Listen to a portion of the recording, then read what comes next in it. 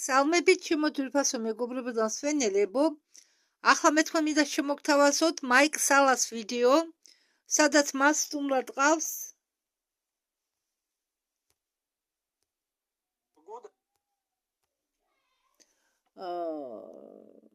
ჯეიმს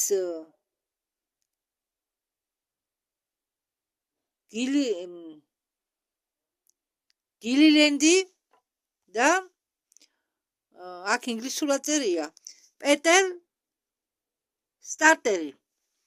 ესენი საუბრობენ თან რა კარგია ეს ვიდეო გადათარგმნილია ჩვეულებრივი თარგმნით და არა ბიორობოტების დახმარებით.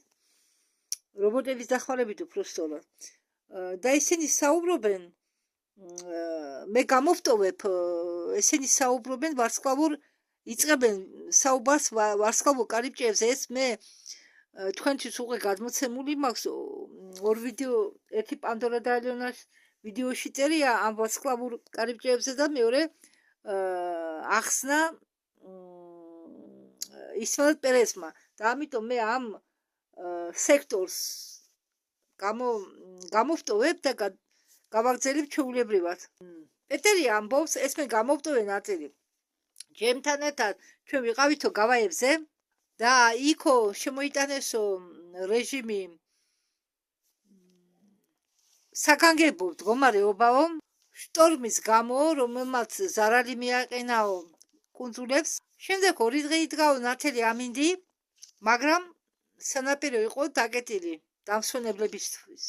და მე ჯეიმს ვუთხარი მოდი მეთქი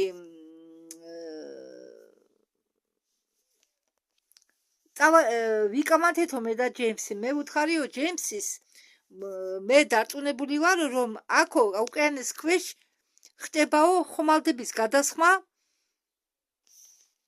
ახლო აღმოსავლეთში რა.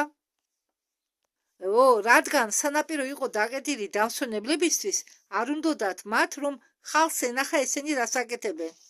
ამიტომ გაიფიქრა პეტერმა ეს. ერთი წუთით მე ამათ სახეს გაჩვენებ თქვენ. აი ეს არის ერთ-ერთი სტუმარი, პეტერ სტარტერი.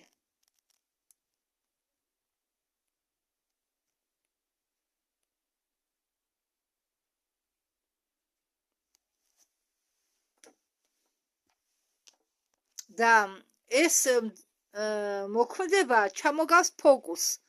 ერთი ხელი მოძრაობებს აკეთებს მაყურებლის დასანახავად და მეორე ხელი ფარულად აკეთებს ისეთ მოძრაობებს, რაც არ არის მაყურებლის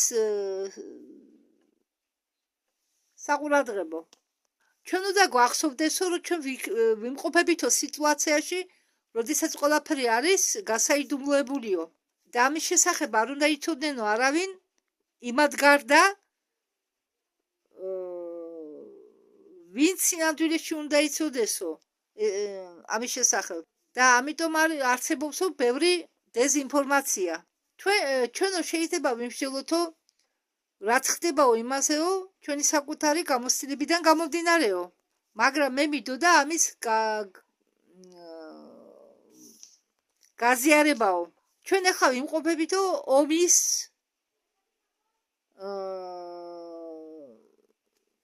ესე იგი არის იმის საშიშროება, რომ შეიძლება ომი მოხდესო. მან არ იგულისხმა ომი დედამიწაზე, მან იგულისხმა ომი კოსმოსში. შეიძლება ომი მოხდესო კოსმოსშიო, რაღაც დაასახელა, მაგრამ ვერ დავიმახსოვრე. ხო, შეიძლება ითქვასო, რომ ეს ომი, რომელიც შეიძლება მოხდესო კოსმოსში, იქნებაო სულის გამო ბრძოლა. ერთი სულის გამოც კი. სულების გამო ბრძოლა. თუმცა ეს ჟღერსო დრამატიულად დეზინფორმაცია და ჭორები ეს არის საშუალებები, რომლის დახმარებით შეიძლება ადამიანები შეიყვანო გაუგებრობაში ან შეცდომაში. ხო, და ამის საშუალებით, როდესაც არის ძალიან ბევრი დეზინფორმაცია და ტყუილი ან რამე საიდუმლო, ამას შეიძლება გამოიწვიოს ვიბრაციების, დედამიწის ვიბრაციების დაწევა. მაიკ სალა ეკითხება ორივე სტუმარს, რას ფიქრობენ უცხო პლანეტელები, რომლითანაც თქვენ გაქვენო კონტაქტი. აგერ განახებთ ახლა მე სამივეს ერთად. აი ეს ვარდისფერ ზედაში ეს არის მაიკ სალა, დაბერდა საწყალი. ეს არის ჯეიმს, აქ წვრილად წერია და ვერ ამოვიკითხე, მაგრამ კარგი, ჯეიმსი დავარქვა და ეს არის პეტერი.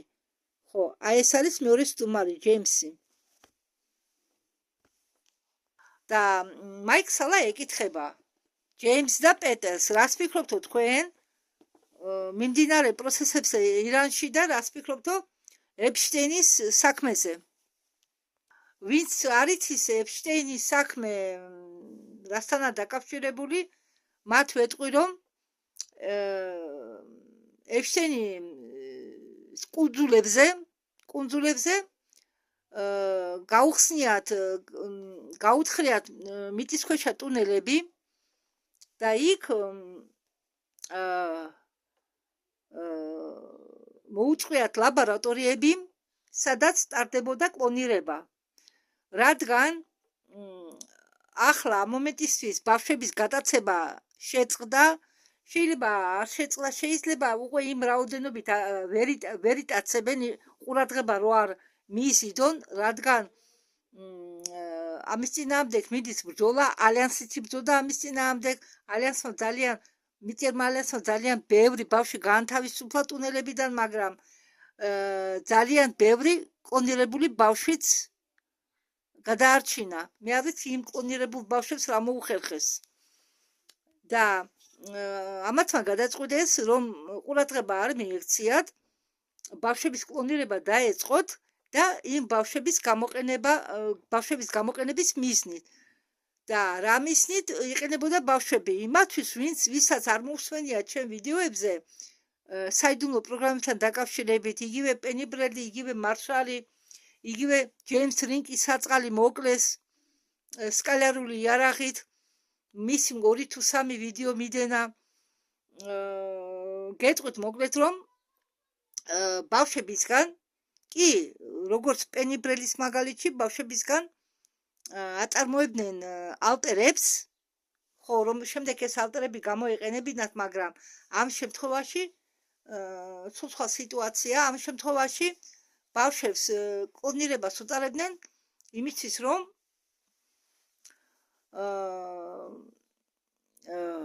შეექმნათ, ანუ მოეპოვებიათ ადენოქრომი. ეს არის ნარკოტიკი. ამ ნარკოტიკს გადაყვა ბაფომედი. ეს ბაფომედი, ხო, ბაფომედი კიდე მაქვს ნათქვამი იმ ვიდეოებში, რო ვახსენეთ წინათ. უბრალოდ პენი ბრედლი მახსენა ბაფომედი. და ეს ბაფომედი იყო დრაკონიელი, რომელსაც დაფასება არ ქონდა მის წრეში. დრაკონიელები თვლიდნენ, რომ ეს ბაფომედი იყო სამარცხვინო. ხო, არ წხვენდა დრაკონიელების ოჯახს და ეს ბაფომედი სვამდა ამ AD, ბოლომდე არ ვიტყვი. ხო, რომელსაც ამზადებდნენ ბავშვების სისხლისგან. ბავშვებს როცა ჩააყენებ ისეთ სიტუაციაში, სტრესულ სიტუაციებში, ან ბავშვებზე ძალადობას იხმარ, გამოიყენებ, იგივე ნებისმიერი ძალადობა, ფსიქიკური, ფიზიკური, ნებისმიერი ფსიქოლოგიური, ბავშვების სისხლში გამოიყოფა ეს ნივთიერება. არ გავიმეორებ, ხო მიხვდით? არ მინდა გამეორება. და ამ ნივთიერებას გოლივუდის ქალები, მსახიობები არიან ისეთები კი, რომლებსაც ბავშვები ფეხზე კიდია და სილამაზის გამო იყენებენ ამას, ამის ნემსებს თურმე. ხო. და კიდევ ბავშვები იქ მიდიოდნენ დიდები, ბაბუები, ბიძიები, უნდათ გართობა. იქ მიყავდათ გასართობად 5-6 წლის გოგონები. ხო, კლონირებული კი არა, ნამდვილი გოგონები. მიყავდათ მოზარდები. ხო, რადგან მათ უნდათ ახალგაზრდა გოგონები და ამიტომ დააქვეს ამას ყველაფერს ეპშტეინის საქმე. არ ვიცი, მე მგონი ეს ტუნელები გაწმინდეს, თუ არ ვცდები.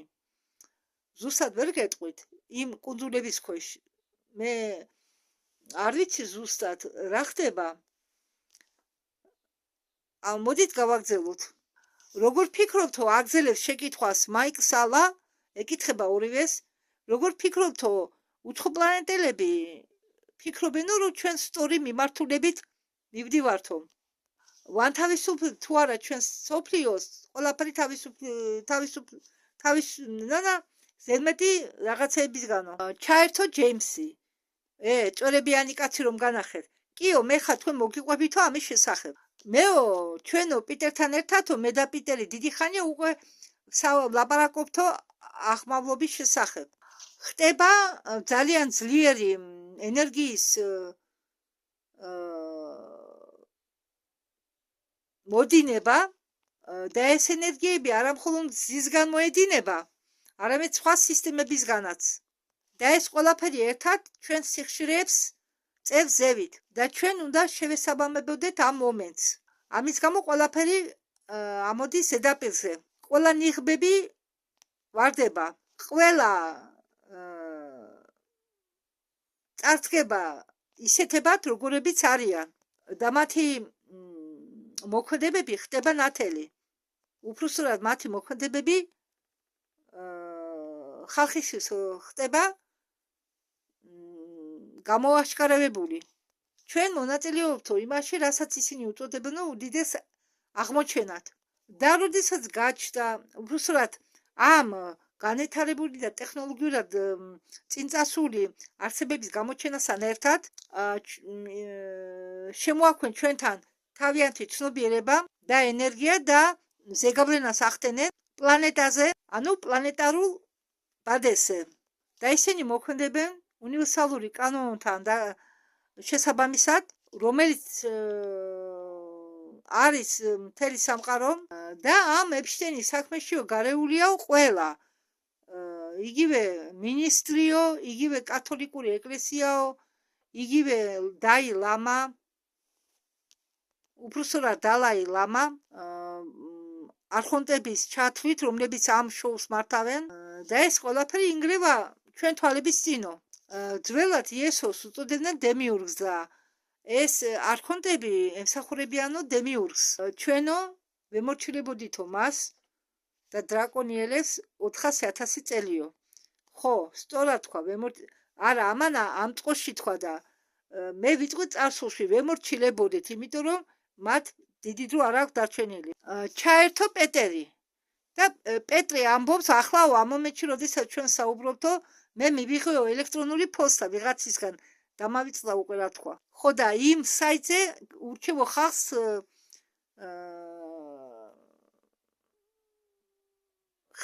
ხელმოწერები გააკეთესო, რადგან არა ეს რეკლამა არ არისო, რადგან იქ ანახებენო, როდესაც ძეზე იქნებაო ამოფრქვევა.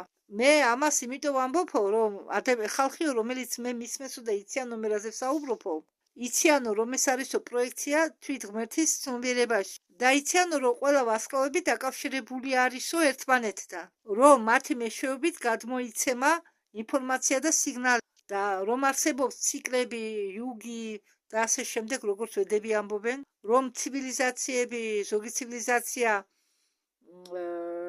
ეცემა ზოგი აღმავლობას განიცდის და ზოგჯერ რომ ცივილიზაციები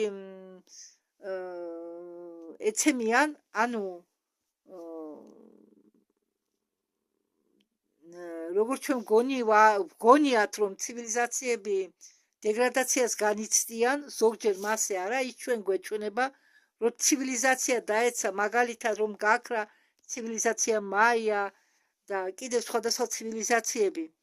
ჩვენ გონიათ რომ ეს ცივილიზაცია დაეცა და გაქრა, მაგრამ სინამდვილეში იმ პლანეტებზე სადაც განვითარებული ცივილიზაციები ცხოვრობენ, ბინადრობენ, იმათ არ გონიათ ასე, იგენი სხვანაირად ფიქრობენ, ისინი ფიქრობენ, კი არ ფიქრობენ, იმათმა იციან, ამ დაცემულმა ცივილიზაციებმა განიცადეს აღმავლობა, როგორც ახლა აღმავლობას განვიცდით ჩვენ. და არსებები, რომლებთანაც მე მაქვს ურთიერთობა, მიხსნიანო ამას, რომ ეს არისო პროცესი. თუ დედამიწას განვიხილავთ როგორც ერთიან გონება, მე შემიძლია ვთქვა, რომ ახლა კოლექტიურ გონებასო სული შავი ღამე აქვსო. ყველას აქვსო თავისი ტრამვები, თავისი პრობლემები და რომლის დამუშავება არისო საჭირო და ამას ყველაფერს უნდა შესწავლა. და როდესაც ჩვენ ამას სწავლობთო ყველანი ერთად და ვცდილობთო ყველამ ერთად გადავლახოთო ეს პრობლემებიო, ამას მოაქვსო დომინოს ეფექტი. და ეს დომინოს ეფექტი მოქმედესო სხვა ცივილიზაციებზეცო. მეო ამიხსენსო, რომ იმ ცივილიზაციებმა, რომლებიც ახლა არიანო ჩვენზე მეტად განვითარებული, იგივე გაიარესო.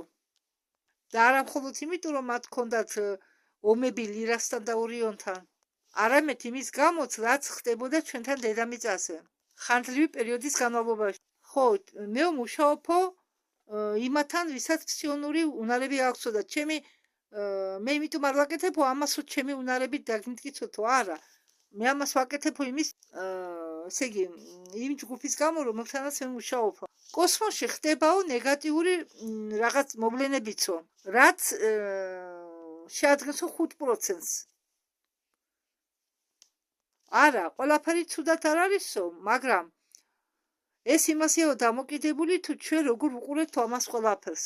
მე ამას იმიტომ ვამბობ, რომ ის შორს არ არისო ის დღე, როდესაც ჩვენ კონტაქტებს დავამყარებთო, სავაჭრო კონტაქტებსო, აგრეთვე კოსმოსის წარმომადგენლებთანო. და ახლა ჩვენ გვჭირდებაო ინდივიდუალური ურთიერთობიდან გადავიდოდო ჯგუფურ ურთიერთობებზე, საჯარო დონეზეო. მაიკ სალა ჩაერთო და ამბობს, რაც ეხება ოფსიონურ უნარებსო, მეო ერთი პერიოდი სწავლობდიო ვედებსო და მქონდაო კონტაქტი ოსტატებთან ამ ვედური კონცეფციის ოსტატებთანო, ისინი სულ მეუბნებოდენო, რომ რაღაც მომენტში ადამიანი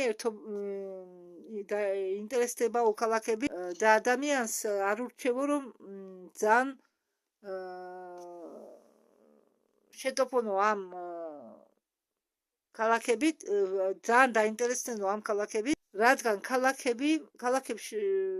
ქალაქები დაინტერესებამ შეიძლება ადამიანი ყურადღება გადაიტანოს სხვაგან. ნამდვილ, ესე იგი, ყურადღება ჩამოაშოროს ნამდვილ საქმეს. მაიკლი არა, ჯეიმსი ამბობს, რომ ახლა ადამიანების დნმ აქტივირდება და პირველი უნარი, რომელიც გააქტიურდება ადამიანს, ეს იქნება ტელეპათია. ახლა ადამიანები ურთიერთობენ ტელეპათიურ დონეზე, კი, მართალია. იგივე პენიბრელიც შეუძლია ტელეპათიურად განახორციელოს ურთიერთობა. არიან ბევრი ადამიანები ვერ ამბობენ ამას, თორე კითხულობენ სხვების აზრს. დნმ ყოველთვის ცვლის ინფორმაციას და ადამიანებმა ეს იციან. ჩვენში არის ვარსკვლავური დნმ, ანუ ვარსკვლავური სულების დნმ, რომლებიც შეერიდნენ ადამიანურ დედამიწის დნმ-ს და შემდეგ ევოლუციონირება მოახდინეს. ჩვენ ყოველთვის ურთიერთობთო ტელეპათიურად, მაგრამ ამას არ ვაღიარებთო და რაც უფრო მეტი მედიტაციას ვატარებთ და ჩვენ თავში უღმავდებით, მით ვაცნობიერებთ ჩვენ ურთიერთობას ვარსკვლავებთან. იქნებაო აგრეთვე აქტივირება იმ დნმ-ის ნაწილისა ჯაჭვისა,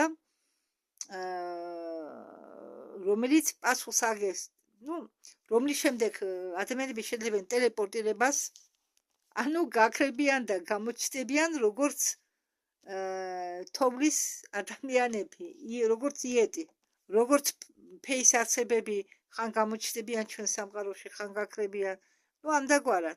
ჩვენ შეძლებთ დროში გადაადგილებას, შეძლებთ მომავლის ნახვა, გავიხსენებთ წარსულს.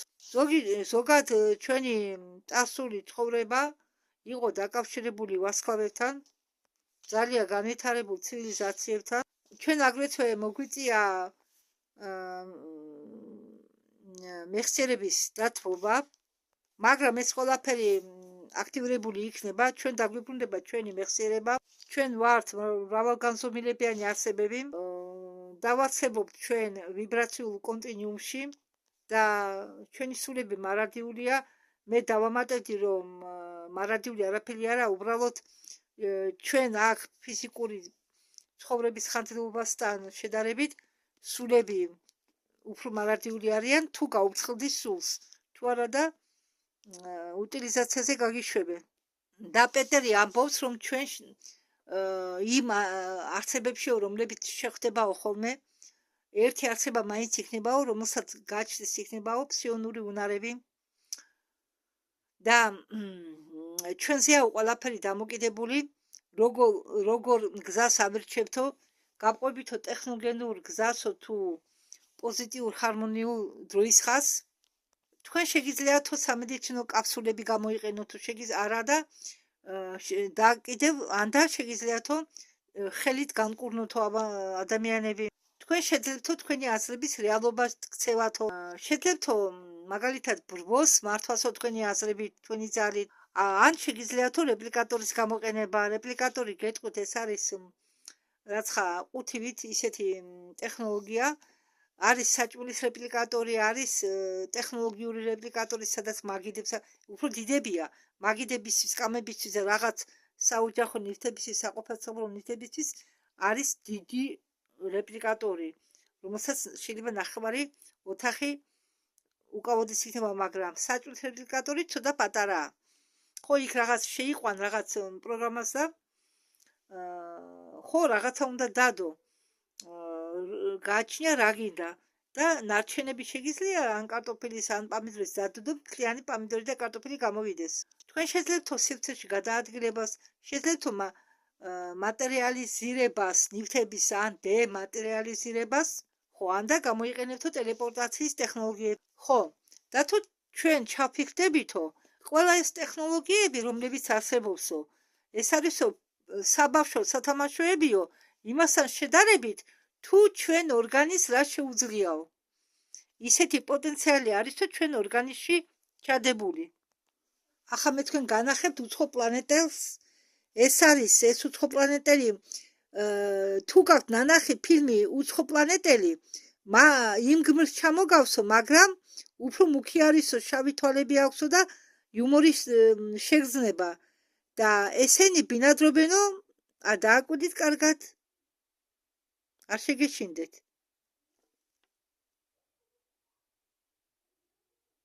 ამას ამბობს პეტერი ამათი სამშობლო მშობლიური სამყარო ახლა არ არსებობს არ ვიცი რა მოხდა იქ ალბათ ომი იყო თუ კატაკლიზმა ახლა გაჩვენებთ დახატულს მოიცადე ეს ეთყობა დახატეს ვინც ნახა იმათმა ეს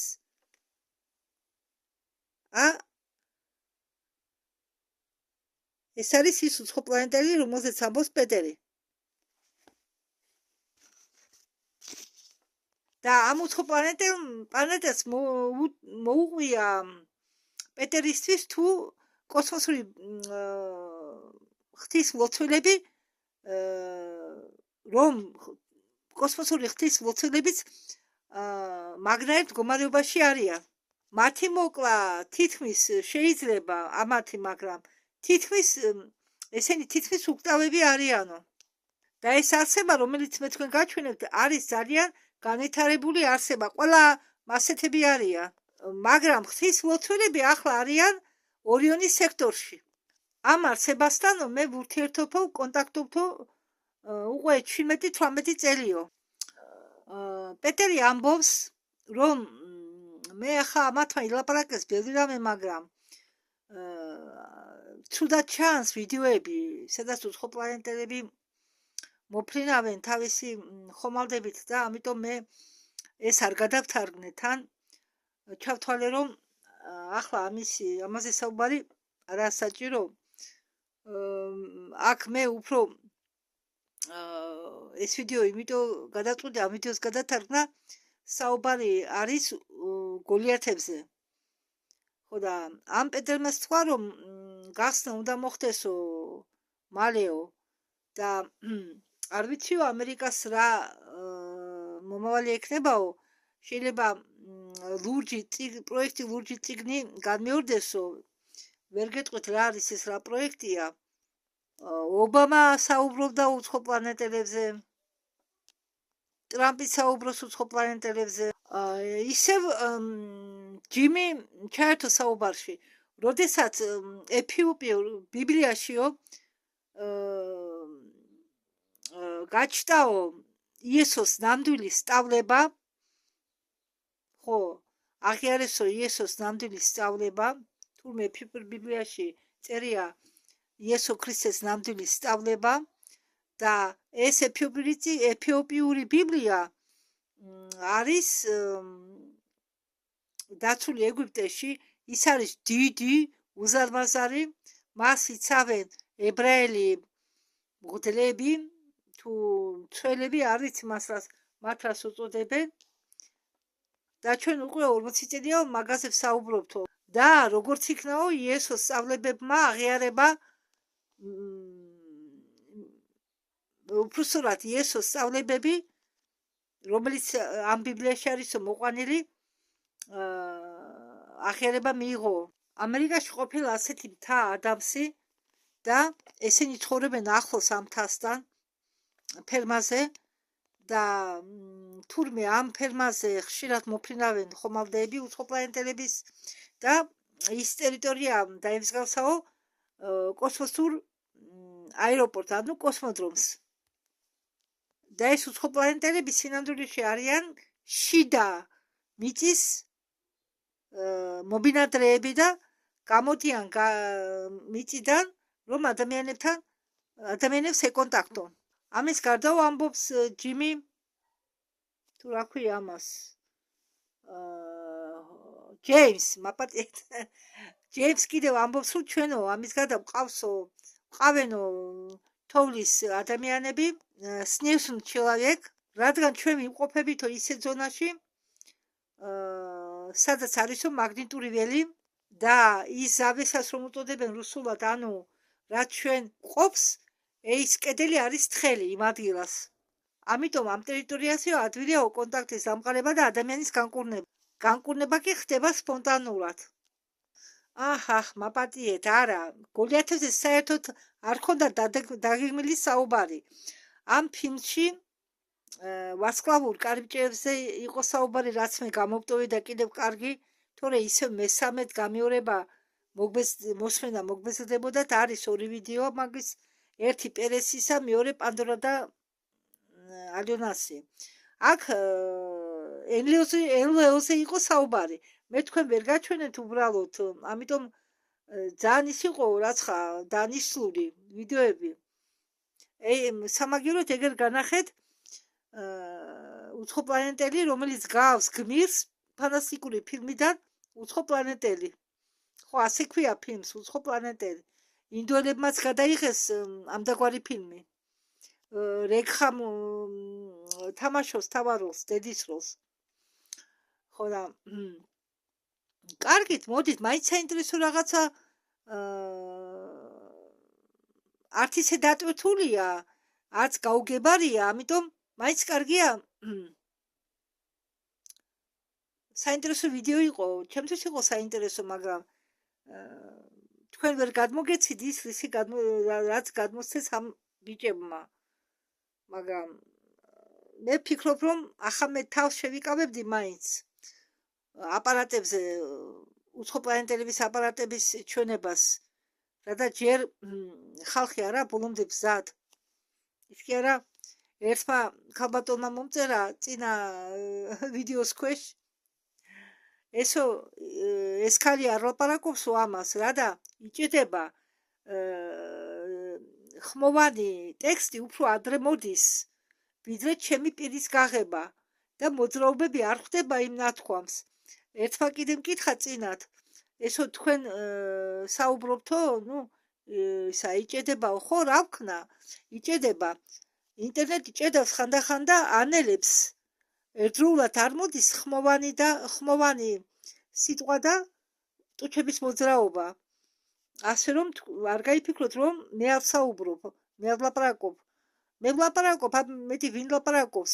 ხო არ დავიქირავებდი ახლა მე ადამიანს, ვინც ჩემს მაგივრად გადათარგმნის და ისაუბრებს. კარგით. დროებით დიდი მადლობა ყურადღებისთვის, მოსვენისთვის.